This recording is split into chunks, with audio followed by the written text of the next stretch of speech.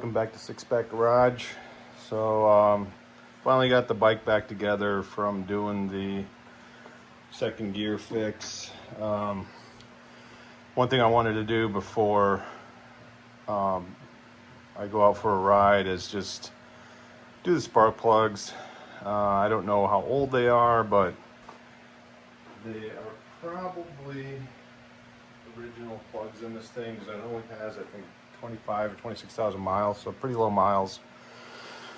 But I've always liked the iridium plugs.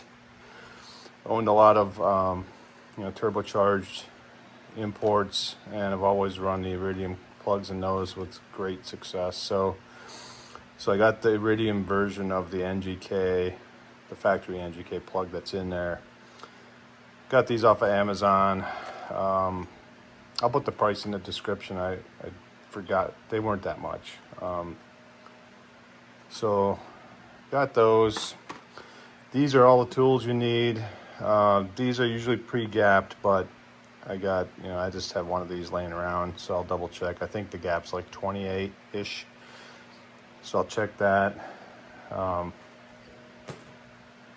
have a factory toolkit. If you don't have this in the factory toolkit, then you need like a tiny spark plug socket. I think it's a 14 or 15, but anyways, I just use the one in the toolkit. And then the toolkit also has a little metric wrench, so once you get the socket in there, you just use this to turn it. So you need that, Phillips screwdriver, and 10mm socket. I already took the 2 bolts off that hold the gas tank, and I have it propped up here. It's out of frame a little bit, but you basically just have to undo this 10mm, take the air box out of the way, and don't drop your socket.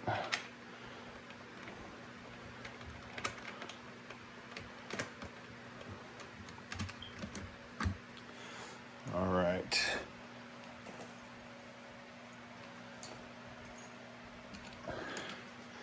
And down here on each side, you have the clamp. So each side, the screw controls 2 clamps for 2 throttle bodies. So you just loosen up this side,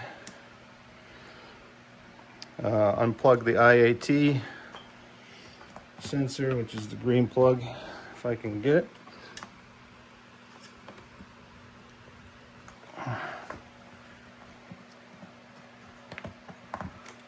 A couple breather hoses in the back. Those just pop off of there. And then I get the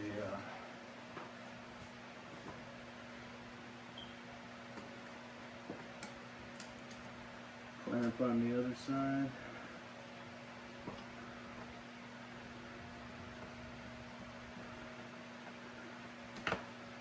And it should just lift right off.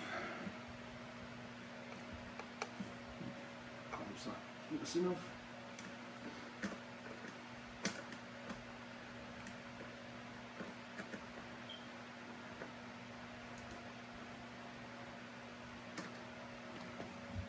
There we go. Pop right out of there. Oh, that's out of the way.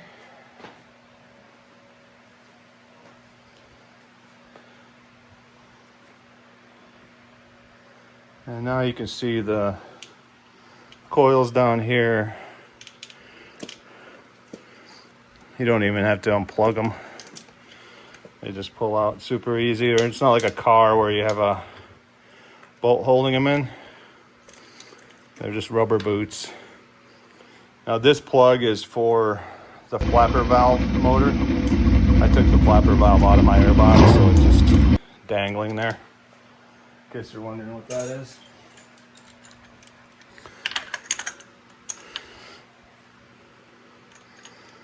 Oh yeah, nice. See how easy that was? A lot of people over tighten spark plugs. You don't want to do that. Especially on a motorcycle, because you'll see how tiny these plugs are. And you do not want to have a spark plug break. Okay.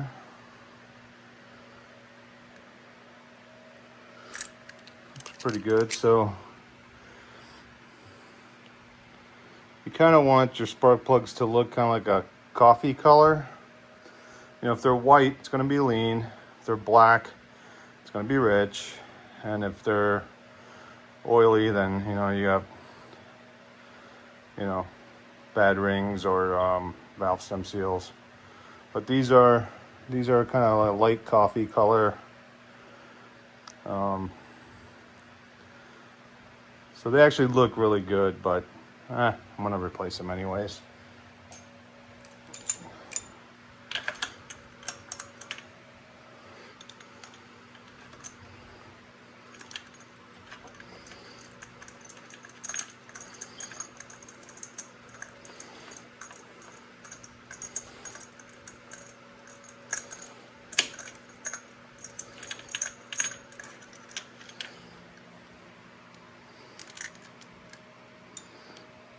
Yeah, it's another one, nice coffee color, no oil. You know, just out of curiosity, we check the gap.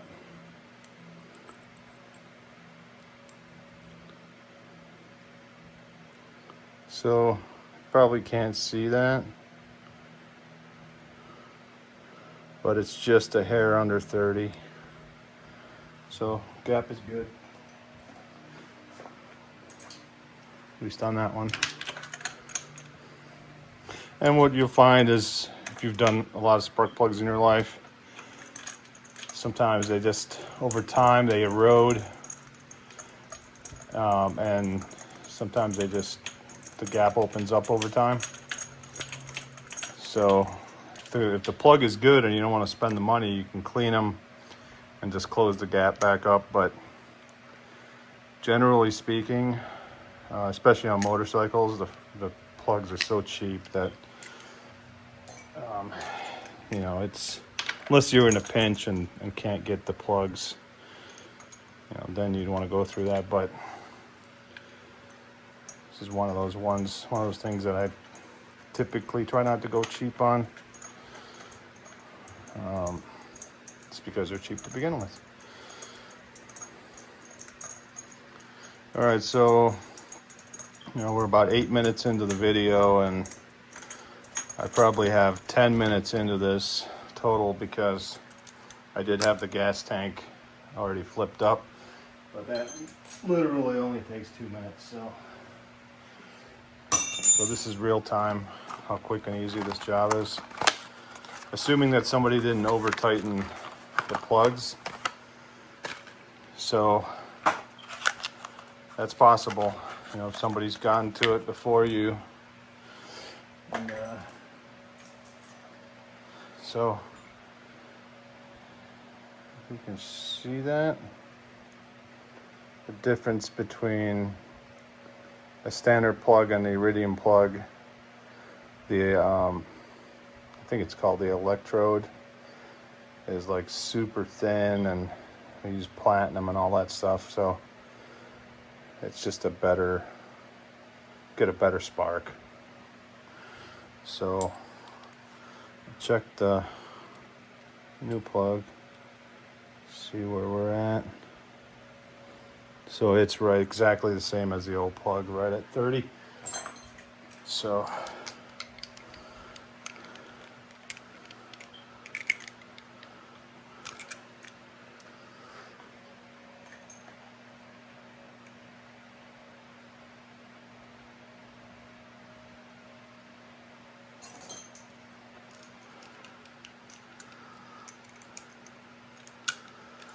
okay, one thing I'll show you.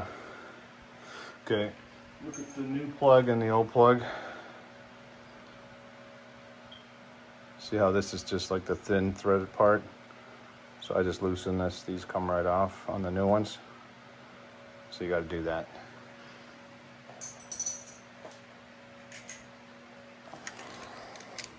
Oops, shit, I just dropped one.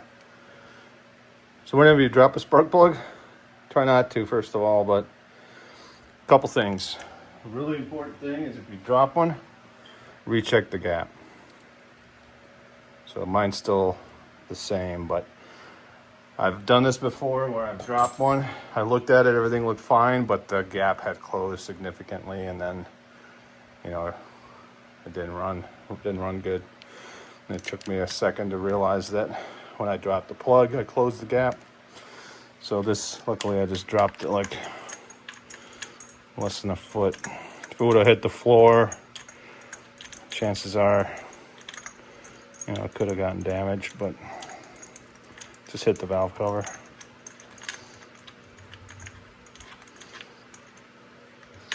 Okay.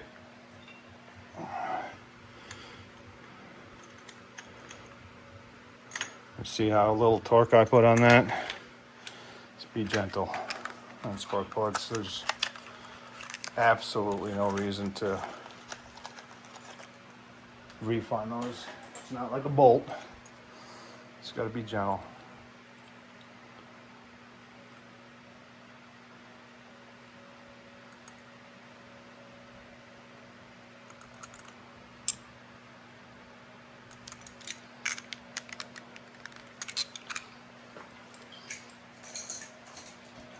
Out of frame, I'm back here taking the cap off and checking the gap.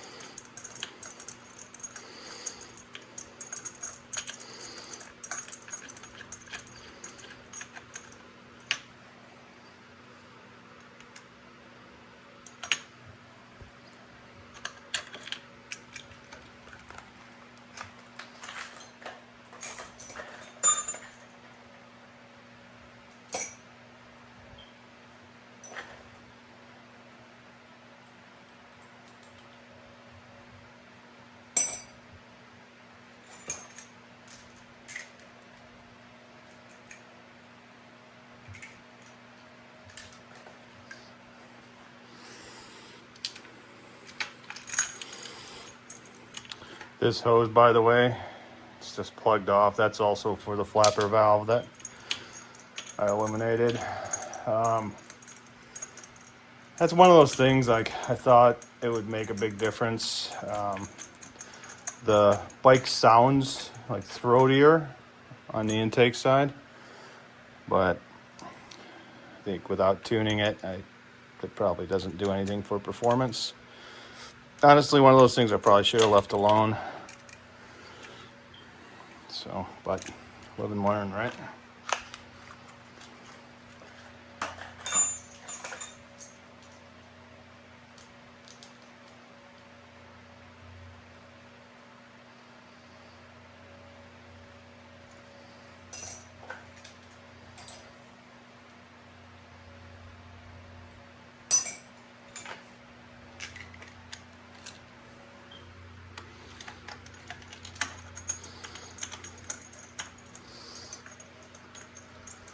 I did spark plugs on my son's YZF 1000R about a year ago, and it took a couple hours. And that was because somebody had over-tightened all the plugs, and it was just, first of all, hard to get to. It's nothing like this. This is so easy. There's nothing in the way, but on his, you're working on it kind of from underneath because the frame's different. And I was so afraid of breaking a spark plug because they were so over-torqued. But just wiggled it back and forth and put PB Blaster in there, and, you know, eventually I got it.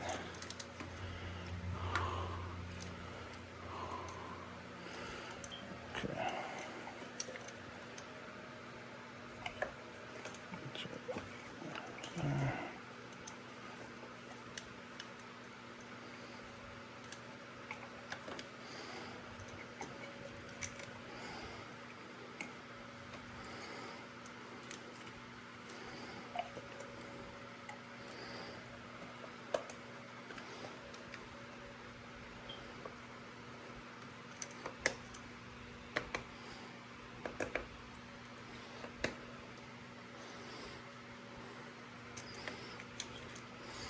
yeah, and there we go. Simple as that. Obviously putting the air box is the same as taking it off. Super easy. So I'm going to leave this off because I realized that my map sensor is just dangling here. So I'm going to look at the manual and see where it's supposed to be bolted down, because I doubt this is a factory deal. So I'm going to figure that out and then put it back together. Anyways, thanks for watching. We'll see you in the next one.